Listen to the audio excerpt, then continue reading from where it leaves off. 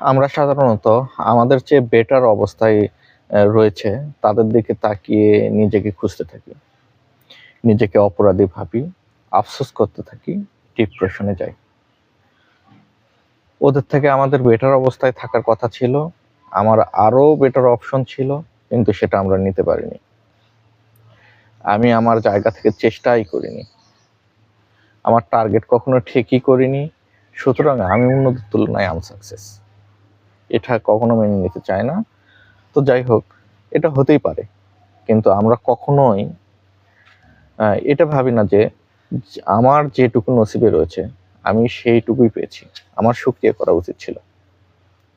এবং অনেকেই আমাদের থেকে খারাপ অবস্থানে আছে, তাদের অবস্থাকে চিন্তা করে নিজেকে বোঝানোর চেষ্টা করা উচিত যে আমি ভালো আছি, আলহামদুলিল্লাহ।